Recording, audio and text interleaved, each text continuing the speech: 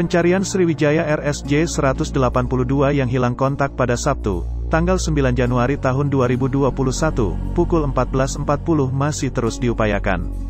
Hingga Senin kemarin pukul 9 pagi, Tim Disaster Victim Identification, DVI, Polri telah mengantongi 40 sampel DNA dari keluarga korban, 16 kantong jenazah, dan 3 kantong properti. Dari sana korban pertama telah berhasil diidentifikasi. Selain itu, analisis mengapa pesawat bisa jatuh pun terus berjalan.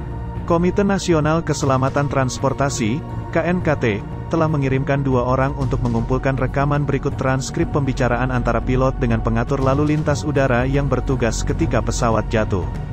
Mereka juga telah mendapatkan data mentah radar pergerakan pesawat.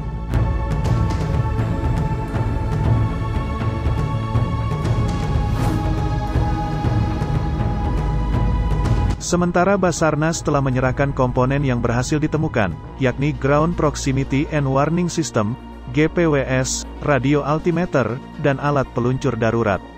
Salah satu indikasi kuat yang muncul dalam kecelakaan ini adalah pesawat mungkin tidak meledak di udara. Saya menduga, jika terjadi ledakan di atas, pasti serpihan berada dalam radius yang sangat luas.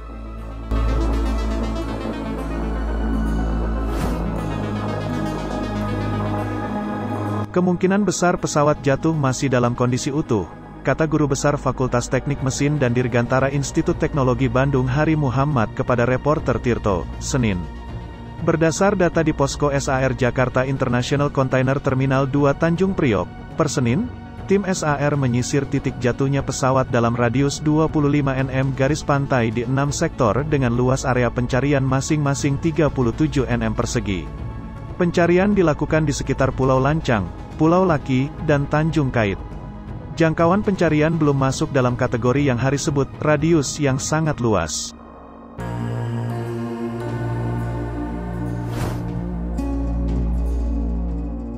Semua itu akan diketahui lebih jelas jika kotak hitam pesawat yang berisi Flight Data Recorder, FDR, dan Cockpit Voice Recorder, CVR, ditemukan dan datanya dianalisis.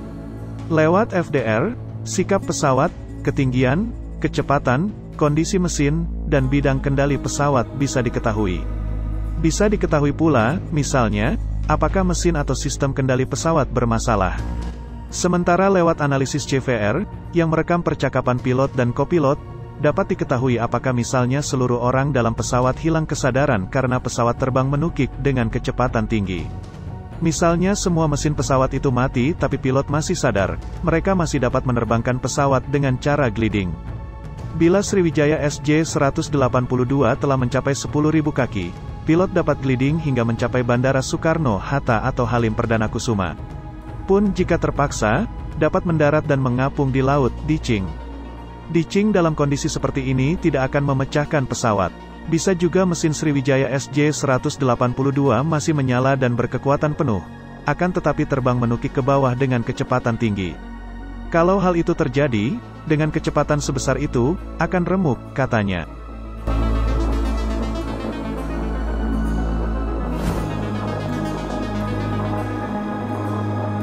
Hari mengatakan beban percepatan yang bisa ditanggung oleh pesawat komersial adalah 2,5 G. Sebagai gambaran, pesawat tempur didesain untuk bermanuver hingga 9 G. Lebih dari itu, struktur pesawat komersial bisa rontok.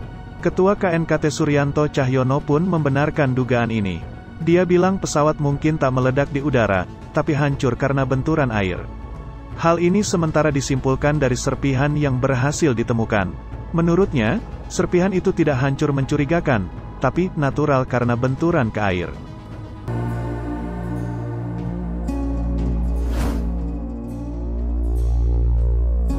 Pesawat rute Jakarta-Pontianak ini diperkirakan jatuh di sekitar perairan Pulau Laki dan Pulau Lancang, Kepulauan Seribu, Jakarta. Pesawat mengangkut 62 orang, terdiri dari 6 awak pesawat dan 56 penumpang, 43 dewasa, 7 anak-anak, dan 3 bayi. Jenis pesawat adalah Boeing 737-500 yang digunakan untuk penerbangan jarak pendek hingga menengah, telah beroperasi sejak tanggal 13 Mei tahun 1994. Berdasarkan data dari flightradar24.com, pesawat jatuh atau terbang merendah namun dalam kecepatan tinggi.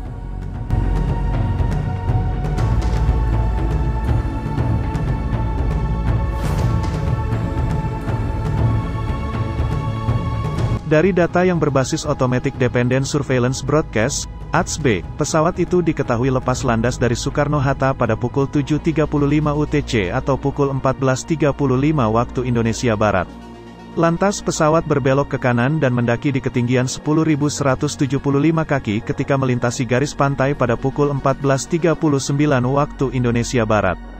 Detik-detik setelah pukul 14.40 waktu Indonesia Barat, pukul 7.40 UTC, menjadi bagian krusial bagi Boeing 737-524 dengan registrasi PKCLC itu. Pesawat berbelok tajam ke arah kanan. Perlahan ketinggian maupun kecepatannya menurun dalam hitungan detik, berikut rinciannya.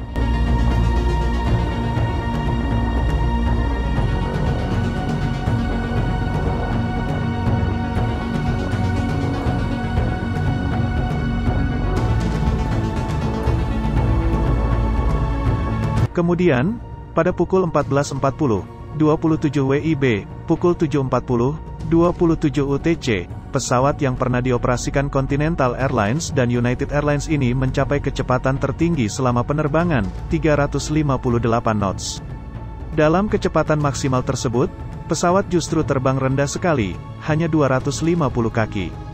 Dalam bahasa yang lebih awam, dalam waktu 19 detik, pesawat turun curam dari ketinggian 10.725 kaki menuju 250 kaki.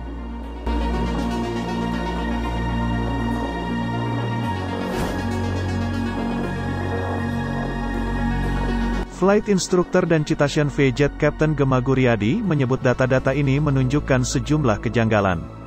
Selain drop dari 10.900 kaki jadi 4.500 kaki, kejanggalan lain adalah pesawat terus berputar ke kiri dan menukik hingga minus 30.000 kaki per menit, lalu pesawat mencoba untuk naik di 22.000 kaki per menit sebelum menyentuh air. Semua perubahan tersebut hanya terjadi dalam 1 menit, katanya. Kemudian, kejanggalan lain, dari yang seharusnya trek jalur 23 derajat, miring 6 derajat dan dalam hitungan detik menjadi 339 derajat. Di sini diketahui bahwa pesawat ketika jatuh dalam kondisi berputar ke kiri. Dari data-data itu dia bilang, muncul dugaan adanya loss of aircraft control, yang benar atau tidaknya, harus dibuktikan melalui FDR dan CVR maupun metode lain secara menyeluruh.